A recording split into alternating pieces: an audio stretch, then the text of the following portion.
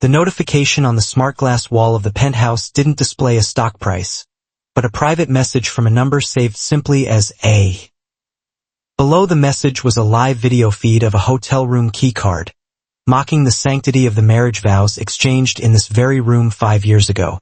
San Francisco glittered below like a circuit board of gold, oblivious to the fact that the woman staring at it was about to delete her husband from her life like a corrupted file. If you've ever wondered what happens when the person you treated as invisible suddenly holds the master key to your future, stay with me. The fall from the top is always faster than the climb, and I'd hate for you to miss the impact. The air inside the minimalist glass house in Marin County was always filtered, always 72 degrees, and always dead. Gabriel sat at the kitchen island, the blue light of his laptop screen reflecting in his tired eyes. He was debugging a complex kernel for a project he hadn't named yet, his fingers flying silently across the keyboard. He wore a faded gray hoodie, the cuffs fraying slightly, a garment that his wife, Claire, had tried to throw away 3 times. The front door unlocked with a biometric chime. Claire walked in. She brought the cold in with her. Dressed in a sharp white power suit that cost more than Gabriel's first car, she looked every inch the COO of Nexus Corporation. But tonight, beneath the expensive perfume, there was another scent. Musk, cedarwood, and the distinct metallic tang of another man's expensive scotch. "You're still up," Claire said, not looking at him. She dropped her designer bag onto the couch and kicked off her stilettos. "And you're still wearing that hoodie. It's comfortable," Gabriel said, his voice low. He didn't close his laptop. "How was the merger dinner?" "Exhausting. Successful." She walked to the fridge, grabbed a bottle of sparkling water, and finally turned to face him. Her eyes were hard, scanning him like he was a piece of deprecated code that was slowing down her system. "Adrian is brilliant. He has a vision for the future of tech that, well, it's refreshing." Gabriel paused. Adrian Thorne, the CEO of the rival firm, the man who had been appearing in Claire's texts at 2 a.m. for the past month. "Adrian talks a lot," Gabriel said calmly, "but his back-end infrastructure is unstable. His security protocols are a joke." Claire let out a sharp, mocking laugh. "Oh, listen to you, the expert. Tell me, Gabriel, when was the last time you deposited a paycheck? When was the last time Forbes put your name on a list?" She walked closer, her frustration boiling over. It wasn't just about tonight. It was about years of resentment.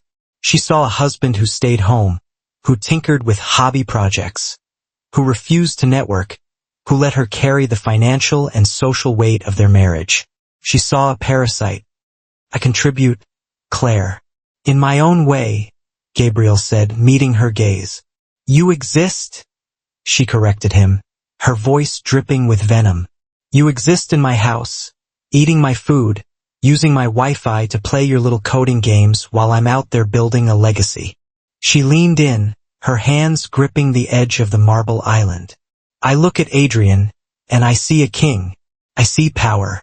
I look at you, and I just see a void." Gabriel felt a cold knot tighten in his stomach. He knew this was coming. He had seen the signs, the late nights, the password changes, the way she pulled her hand away when he tried to touch her. "Are you sleeping with him?" Gabriel asked. No anger, just a request for data. Claire straightened up. She didn't flinch. "Yes." The silence that followed was louder than the humming of the smart fridge. "Why?" "Because he matches me, Gabriel. We are the same species." She gestured around the room, then at him. You're embarrassing. Do you know what they ask me at galas? What does your husband do?" And I have to lie. I have to invent things because the truth that you're a nobody is too painful to admit. She took a deep breath, delivering the final blow. "I want you out. Tonight. I can't look at you anymore. You are a disgrace, Gabriel. A disgrace to me, and a waste of potential." Gabriel looked at her for a long moment. He saw the woman he had supported when she was an intern, the woman whose student loans he had anonymously paid off years ago with his first patent sale. She didn't know. She had never asked. She only saw what she wanted to see. The surface. A disgrace, he repeated softly. Get out, she hissed. Gabriel stood up. He didn't shout. He didn't cry. He simply unplugged his laptop, put it into his battered backpack, and walked toward the door. You're making a mistake, Claire, he said, his hand on the scanner. The only mistake I made was marrying a loser, she replied, turning her back to him. Gabriel opened the door. The fog from the bay swirled in, cold and damp. He stepped out into the night, the heavy steel door locking behind him. He stood on the driveway for a moment, pulling his phone from his pocket. He opened an encrypted app, typed in a complex sequence, and pressed execute. It was done. The acquisition protocol he had set to dormant was now active. He began the long walk down the hill. She had called him a disgrace. In 3 days she would call him boss. The magnetic lock on the front door engaged with a heavy, satisfying thud, sealing the silence inside. For the first time in 5 years, the air in the house felt breathable to Claire. She leaned her forehead against the cool steel of the door, closing her eyes, waiting for the guilt to hit. It didn't come. Instead, a wave of intoxicating relief washed over her, lighter than champagne bubbles. She turned around and surveyed her kingdom. Without Gabriel's slouching figure on the couch, without the rhythmic clicking of his keyboard, the living room finally looked like the spread in Architectural Digest it was meant to be. It was pristine. Empty. Hers. Claire pulled her phone from her pocket and typed a single line to Adrian. The glitch is fixed. Come over. 30 minutes later, the headlights of Adrian's Porsche Taycan swept across the living room walls. When he walked in, he didn't just enter the space, he occupied it. He carried a bottle of vintage Cabernet and an air of inevitability. He didn't put up a fight? Adrian asked, pouring the wine into 2 crystal glasses. He glanced around as if expecting Gabriel to pop out from behind the curtains. He barely spoke, Claire said, taking the glass. She walked over to the kitchen island, the same spot where she had ended her marriage less than an hour ago. She picked up a ceramic mug that Gabriel had left on the counter, a chipped thing with a faded logo of an obscure coding boot camp. With a casual flick of her wrist, she dropped it into the trash compactor.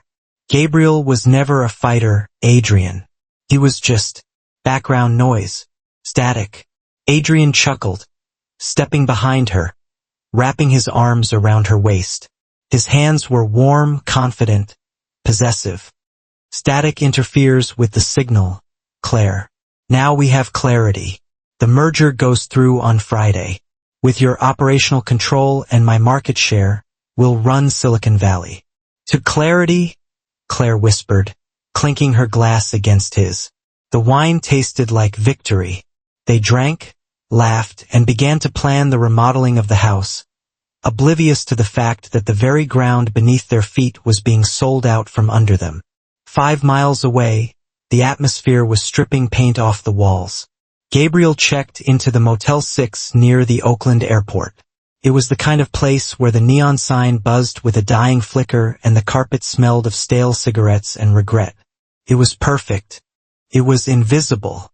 He threw his backpack onto the lumpy mattress and sat down at the small, scratched laminate desk. He didn't turn on the TV. He didn't unpack his clothes. He simply opened his laptop. The screen was the only source of light in the room, casting a pale blue glow on his unshaven face. Gabriel cracked his knuckles and began to type. His fingers moved with a fluidity that belied his exhaustion, executing scripts he had written years ago for this exact contingency. He wasn't just a coder. In the underground world of high-frequency trading and corporate security, he was known as the architect. He had built the back-end systems that companies like Nexus Corp relied on, burying hidden backdoors deep within the code, not to steal but to monitor. To ensure that if the systems he built were ever used against him, he held the kill switch. He pulled up the live feed of the Nexus Corp shareholder ledger. Buying order, executing. Shell Company Alpha, 12% acquired. Shell Company Beta, 18% acquired. Offshore Trust Gamma, 20% pending. He watched the numbers climb. While Claire was likely celebrating her newfound freedom, Gabriel was systematically buying her debt. He was purchasing the loans on her house, the liens on her car, and the controlling interest in the company she was so proud to run. His phone buzzed. It was an automated alert from the house security system. Motion detected in master bedroom. Gabriel minimized the window and opened the camera feed. On his screen, he saw the grainy infrared footage of Claire and Adrian. They were in his room. Adrian was laughing, unbuttoning his shirt, tossing it onto the chair where Gabriel used to sit and read. Gabriel watched for exactly 3 seconds. He felt a phantom ache in his chest, a dull throb of a severed limb, but his face remained impassive. He closed the camera feed. He didn't need to see them. He needed to own them. He switched back to the terminal. The progress bar for the final acquisition block hovered at 98%. Enjoy the night, Claire, Gabriel murmured to the empty, silent motel room. It's the last one you'll ever afford. He hit the enter key. Transaction complete. Majority shareholder status. Confirmed. Gabriel leaned back in the cheap plastic chair and listened to the distant roar of a plane taking off, carrying strangers to new destinations. He wasn't going anywhere. He was just waiting for the sun to rise. By Tuesday morning, the whispers in the hallways of Nexus Corp had turned into a roar. Claire stood in her corner office, her hands gripping the edge of her mahogany desk so tightly her knuckles turned white. On the wall-mounted screens, the company stock ticker was frozen, suspended by the SEC pending an announcement. The headline running across TechCrunch and Bloomberg was identical. Mystery entity acquires majority stake in Nexus Corp overnight. Stop pacing, Claire. You're making the interns nervous, Adrian said from the leather sofa. He was scrolling through his tablet, looking annoyed rather than afraid. It's a hostile takeover. It happens. Likely some Chinese conglomerate or a hedge fund from New York wanting to diversify. They bought 51%. Adrian. Claire snapped, turning on her heel. In 3 days. Do you know the kind of capital that requires? They didn't just buy shares. They swallowed us whole. And we don't even know who they are. Adrian stood up and walked over to her, placing his hands on her shoulders. He exuded the same arrogant calm that had drawn her to him in the first place, but now it felt slightly thin. It doesn't matter who they are, Adrian said smoothly. They bought the car, but they still need someone to drive it. You're the CEO. I'm the CEO of the merging partner. We are the talent. Without us, Nexus is just a building full of servers. They'll keep us. They'll probably even give us retention bonuses. Claire looked at him, wanting to believe it. She needed to believe it. She had sacrificed everything for this career, even her marriage. You really think so? I know so, Adrian smirked. Besides, who else knows this company better than we do? 3 blocks away, in a climate-controlled storage unit facility that required a retinal scan to enter, Gabriel was answering that very question. He stood in front of a full-length mirror inside Unit 402. The space didn't hold old furniture or boxes of holiday decorations. It held a single rack of clothes protected by plastic, a safe, and a small vanity. Gabriel ran a hand over his jaw. The scruffy beard he had grown over the last 2 years, mostly out of depression, partly to hide from the world, was gone. In its place was a sharp, clean-shaven jawline that hardened his entire expression. He looked 5 years younger and 10 times more dangerous. He reached into the garment bag and pulled out a charcoal gray suit. It wasn't off the rack. It was bespoke, cut from vicuña wool by a tailor in Seville Row who didn't ask questions. Gabriel stepped into the trousers and buttoned the crisp white shirt. The fabric felt familiar against his skin. A second skin he had shed to play the role of the supportive husband, a role that had been cancelled due to poor performance. He tied his tie with practiced efficiency, a perfect Windsor knot. Then he moved to the safe. He spun the dial. Right 22. Left 09. Right 14. The heavy door clicked open. Inside sat a single item on a velvet cushion. A Patek Philippe Nautilus. It was understated, elegant, and worth more than the annual salary of a senior engineer at Nexus. Gabriel fastened the watch around his left wrist. The cold weight of the platinum grounded him. He wasn't Gabriel the freelancer anymore. He wasn't the husband who apologized for taking up space. He checked his reflection. The man staring back was cold, precise, and ready for war. The update was complete. He picked up his phone. A new message from the legal team he had assembled. The board is seated. They are waiting for the chairman. Gabriel adjusted his cuffs. He grabbed a pair of sunglasses from the shelf and walked out of the unit. The bright California sun hit him as he stepped onto the sidewalk, but he didn't squint. A black town car idled at the curb, the driver stepping out to open the rear door. "To Nexus Tower, sir?" the driver asked. Gabriel didn't look back at the storage unit. He slid into the back seat. "Yes," Gabriel said. "Take me to work." The boardroom on the 50th floor of Nexus Tower was designed to intimidate.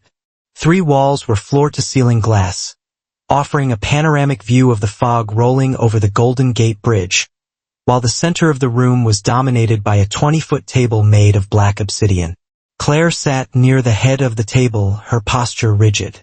She checked her reflection in the polished surface of the stone, smoothing a stray hair. This was it. The moment she secured her legacy. Adrian sat opposite her, relaxed, spinning a gold fountain pen between his fingers. The other 6 board members were already seated, murmuring in hushed tones, glancing nervously at the empty leather chair at the head of the table. "Relax, Claire," Adrian whispered, leaning in. "Whoever bought the shares is a businessman. They care about profit. And we are the most profitable assets in this room.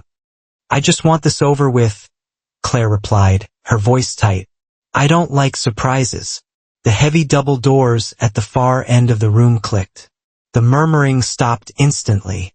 First, 2 men in dark suits entered, lawyers from Vanguard and more, the most ruthless corporate firm in the city. They carried thick leather binders and placed them on the table with a synchronized thud. Then, a security guard held the door open wider. A figure stepped into the room. Claire's heart stopped. Then, it hammered against her ribs with a violent mixture of shock and fury. It was Gabriel. But it wasn't the Gabriel she had thrown out 3 nights ago. The frayed hoodie was gone. The slump in his shoulders was gone. He was wearing a charcoal suit that fit him with devastating precision, the fabric absorbing the harsh overhead light. His hair was styled, his face clean-shaven, revealing a sharp jawline she hadn't seen in years. He walked into the room with a stride that ate up the distance, his eyes fixed straight ahead.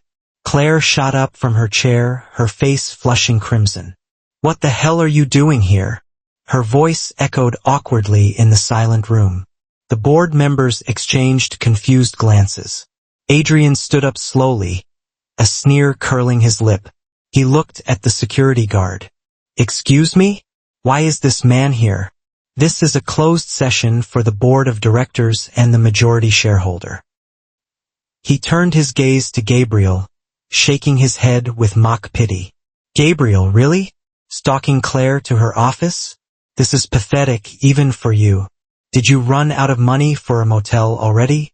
Gabriel didn't break stride. He didn't look at Adrian. He didn't look at Claire. It was as if they were ghosts, transparent and irrelevant. "Gabriel, get out," Claire hissed, stepping toward him, her hands trembling. "You are embarrassing me. Again. I told you we are done. Don't make me call security to drag you out." Gabriel stopped. He was standing right next to the empty chair at the head of the table. He finally turned to look at her. His eyes were dark, unreadable, devoid of the warmth or the hurt she was used to seeing. It was the look of a man analyzing a bug in a line of code, cold, clinical, and ready to delete. You're right, Claire, Gabriel said. His voice was calm, deep, and carried effortlessly across the room. We are done. Then leave, she snapped, pointing at the door. Gabriel turned back to the table. He reached out and gripped the back of the chairman's leather chair. Adrian laughed, a sharp, barking sound. Oh, this is rich. He thinks he can just sit there. Gabriel, step away from the chair before you get arrested. One of the lawyers from Vanguard and more cleared his throat. He remained seated, adjusting his glasses. Mr. Thorne, Ms. Redfield, the lawyer said, his tone dry. I believe there is a misunderstanding. The only misunderstanding, Adrian spat, is how this vagrant got past the lobby. No, the lawyer corrected. The misunderstanding is regarding the identity of ether systems. Gabriel pulled the chair back. The sound of the caster wheels rolling on the carpet was the only sound in the world. He unbuttoned his suit jacket with one fluid motion and sat down. He rested his hands on the obsidian table, the platinum Patek Philippe on his wrist catching the light, gleaming like a weapon. He looked down the length of the table, past the stunned board members, and finally locked eyes with Adrian. I am Ether Systems, Gabriel said. He shifted his gaze to Claire, who had turned pale, her hand covering her mouth as if she were about to be sick. And I am the chairman of this board, Gabriel continued, his voice dropping an octave, heavy with absolute authority. Now, sit down. Claire sank into her chair. It wasn't a conscious choice. Her legs simply gave out. The room, usually so crisp and familiar, felt like it was tilting on its axis. She looked at the man at the head of the table. He wore the same face as the man she had lived with for 5 years, but the eyes were different. They were the eyes of a stranger, a dangerous, powerful stranger. This is absurd, Adrian stammered, though he remained standing, his knuckles white as he gripped the back of his chair. He looked at the other board members, desperate for an ally. You can't seriously believe this charade. Gabriel is a freelance coder. He fixes bugs for startups. He doesn't have the capital to buy a coffee, let alone a controlling stake in Nexus. Mr. Thorne. The lawyer to Gabriel's right cut in, sliding a thick document across the obsidian table. The SEC filings are public as of this morning.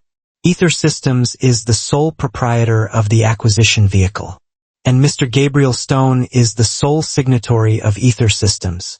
Adrian stared at the document as if it were radioactive. He didn't touch it. Gabriel didn't look at the papers. He didn't need to.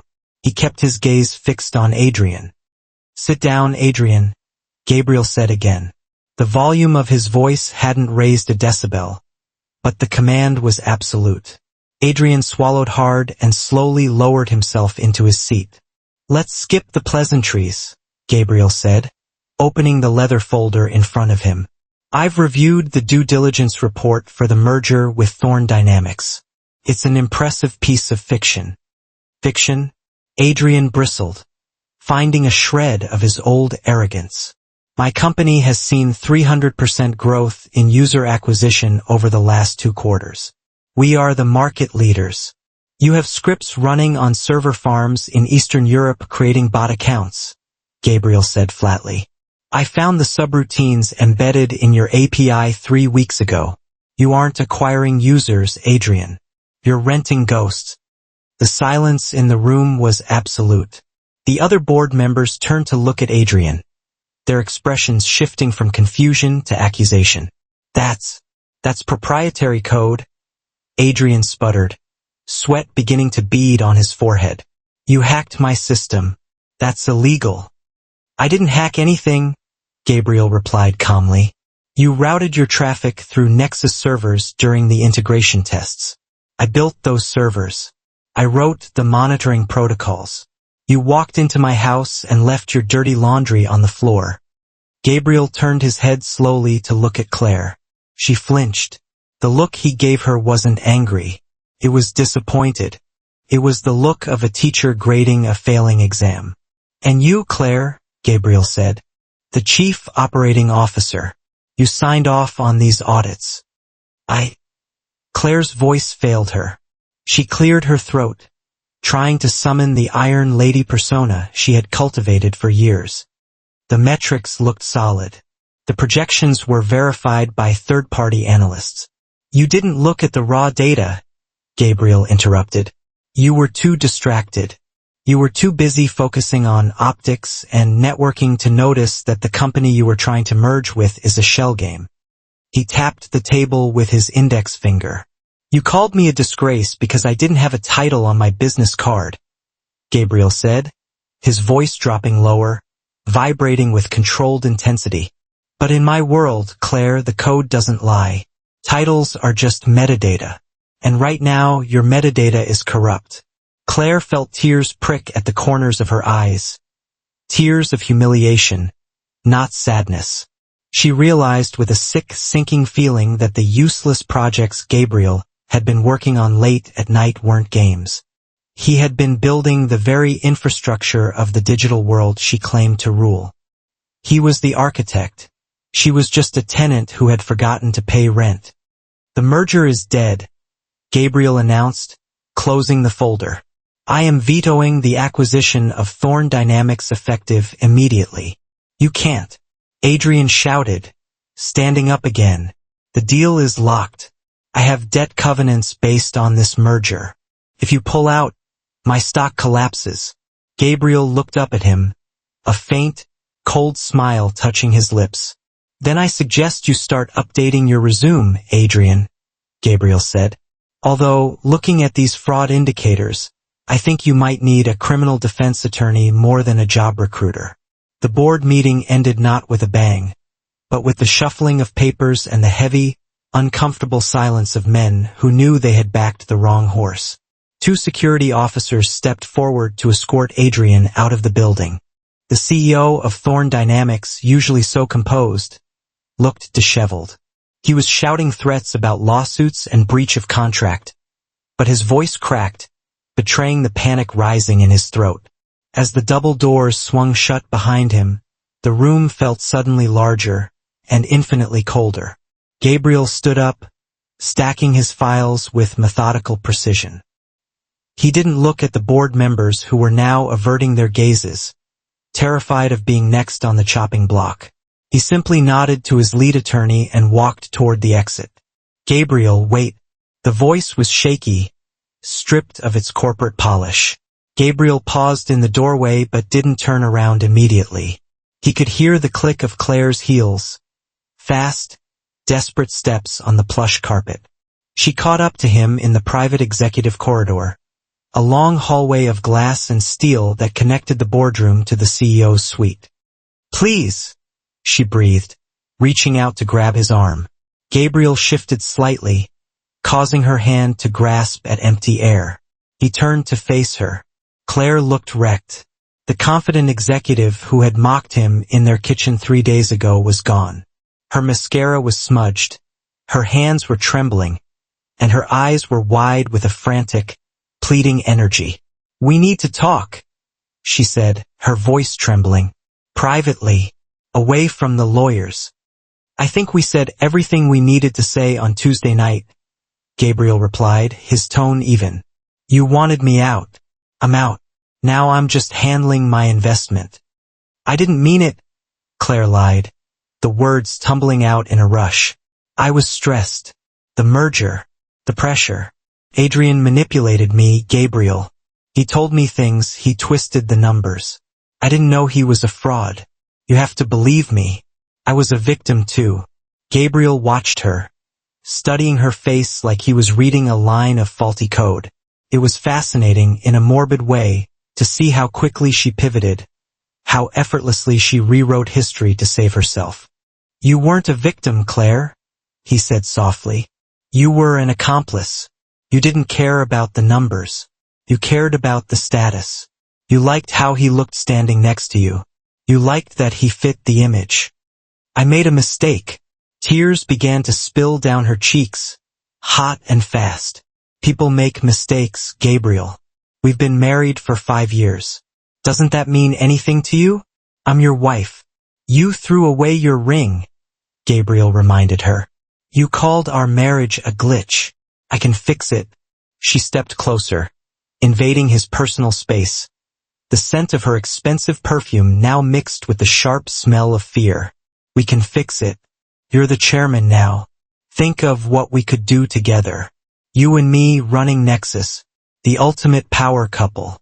It's what you always wanted. Isn't it? To be seen, to be respected. Gabriel looked at her, and for a second he felt a pang of pity. She still didn't get it. She thought he wanted her world. She thought he wanted the gala invites, the magazine covers, the applause. I never wanted to be seen, Claire, Gabriel said, stepping back, putting distance between them. I just wanted to be known. By you. He adjusted his cuff, signaling the conversation was over. But you never looked deep enough to see who I really was. Gabriel, please, she sobbed, her dignity shattering completely. She reached for him again, her fingers brushing the sleeve of his bespoke suit. Don't do this. Don't destroy me. If you fire me, if this gets out, I'll have nothing. I'll be a laughingstock. Please, I'm begging you. Gabriel looked down at her. He saw the woman he had loved, reduced to this, a desperate creature begging for mercy she had never shown him. You called me a disgrace, Gabriel said, his voice dropping to a whisper that echoed loudly in the empty hall. You said I was embarrassing. Look at yourself now, Claire. He gestured to her tear-streaked face, her desperate posture. Begging a man you despise to save a job you don't deserve, he said. That is the true definition of a disgrace. He turned his back on her. Security. Gabriel spoke into the air, not needing to raise his voice. 2 guards materialized from the end of the hallway. Escort Ms. Redfield to her office to collect her personal effects, Gabriel ordered, walking away toward the elevator. And then escort her from the building. Gabriel! Gabriel! Her screams followed him down the hall, bouncing off the cold glass walls. But he didn't stop. He pressed the call button for the elevator, watching the numbers count down, ready to descend back to the street, back to the real world, leaving the tower of lies behind him. The silence in the corner office was heavier than the screaming had been. 10 minutes ago, this room had been the command center of Claire's life. Now it was just a glass box containing a woman and a cardboard carton. A security officer stood by the door, his hands clasped behind his back, his expression blank. He was new. Gabriel had likely brought in his own team, and he offered no sympathy as Claire swept the contents of her desk into the box. Her hands shook as she picked up a framed photo of her and Adrian at the groundbreaking ceremony last year. She stared at it for a second, feeling a surge of nausea, and placed it face down in the box. Next went her Mont Blanc pen, her awards, and the crystal paperweight Gabriel had given her for her promotion 3 years ago. She hesitated, holding the cold glass sphere, remembering how she had barely looked up from her phone when he gave it to her. She left it on the desk. She didn't deserve to take it. Ms. Redfield, the officer said, checking his watch. Please expedite the process. I'm going, she whispered, her voice cracked and dry. She picked up the box. It was surprisingly light. 5 years of climbing the corporate ladder, of late nights and ruthless decisions, and it all fit into a single 12-inch container. She walked to the door. She reached into her pocket for her ID badge to swipe the panel, a muscle memory ingrained over thousands of days. Beep beep. The light on the reader flashed a harsh, unforgiving red. Access denied. She froze. It was a small thing, a digital rejection, but it hurt more than the shouting. She was already locked out. The system had already purged her. The security officer reached over and swiped his master key. The door slid open with a hiss. After you, ma'am. The walk to the elevator felt like a funeral procession. The open-plan office floor was eerily quiet. Dozens of heads popped up from cubicles, engineers, analysts, assistants, people she had hired, people she had fired. people she had intimidated. They watched in silence as the COO, the woman who claimed to be the future of tech, was marched out like a thief. Claire kept her head down, staring at the gray carpet, burning with a shame so hot it felt like it was searing her skin. Down in the lobby, the scene was no better. The afternoon sun streamed through the glass atrium, illuminating dust motes dancing in the air. Gabriel was already there. He wasn't waiting for her. He was walking toward the main exit, flanked by his legal team. He moved with a relaxed, easy gait, his suit jacket unbuttoned, one hand in his pocket. He looked like a man who had just finished a long, difficult project and was finally going home to rest. Claire stopped near the reception desk, clutching her box. She wanted to call out to him one last time, to scream, to beg, to say something that would make him turn around and look at her with that soft adoration he used to have. But her voice died in her throat. The distance between them wasn't just physical. It was existential. He was the architect. She was just a user whose session had expired. Gabriel pushed open the heavy glass doors and stepped out into the bustling San Francisco street. The air outside smelled of salt from the bay and exhaust fumes, but to Gabriel it tasted clean. He paused on the sidewalk, putting on his sunglasses. His phone buzzed in his pocket. He pulled it out. A notification from the bank. Assets frozen. Redfield/Thorn accounts. Followed by a text from the board secretary. Press release drafted. Awaiting approval. Gabriel typed a single word. Approved. He slid the phone back into his pocket and looked up at the skyscraper he now owned. He saw the reflection of the city in the glass, and for the first time in years, he didn't see himself as a glitch or a disgrace. He saw the future. A black sedan pulled up to the curb. The driver opened the door. Gabriel got in, sinking into the leather seat. "Where to, Mr. Stone?" the driver asked.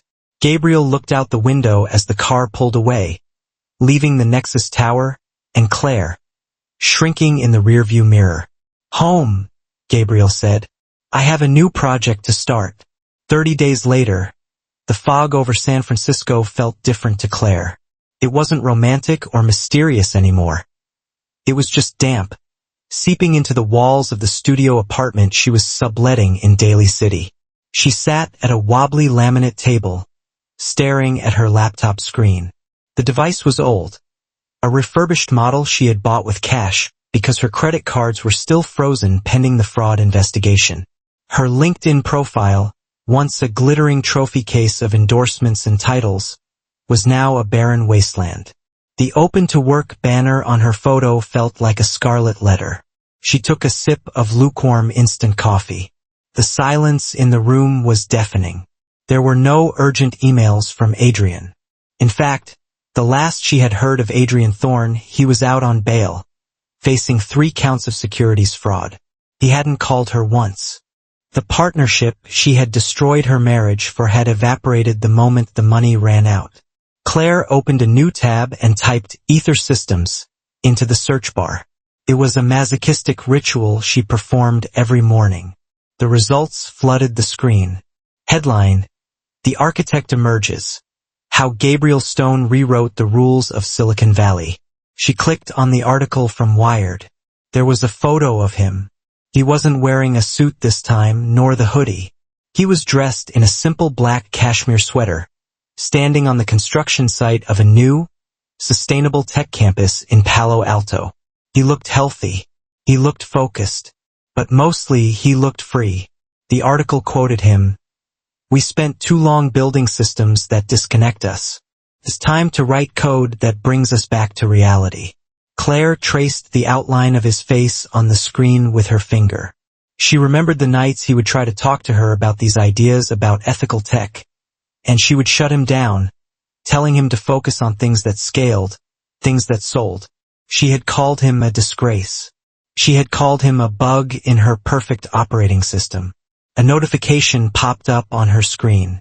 An email from a mid-level marketing firm in Ohio. Your application. Thank you for your interest, Ms. Redfield. Unfortunately, Given the recent publicity surrounding Nexus Corp, we cannot move forward with your candidacy at this time. Claire closed the laptop. The screen turned black, reflecting her own face. Tired, pale, and aging faster than she ever thought possible. She realized then that Gabriel hadn't just taken the company. He had taken her future.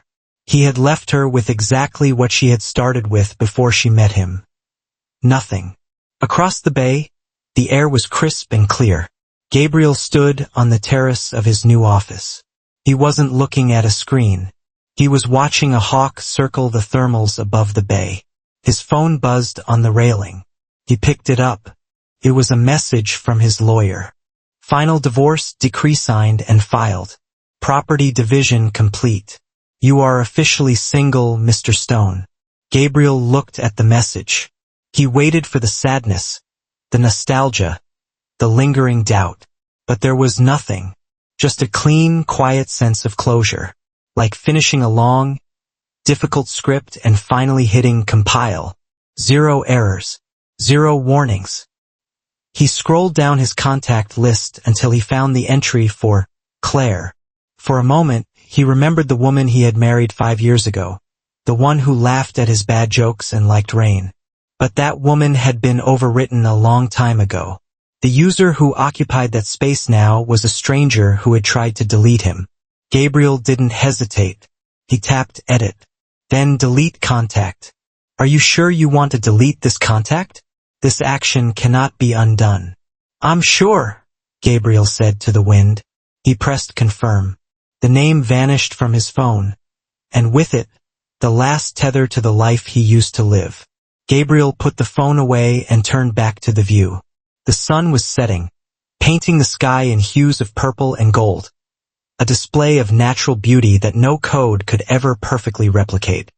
He took a deep breath, filling his lungs with the cool ocean air. The system was stable. The reboot was successful. It was time to start the new version.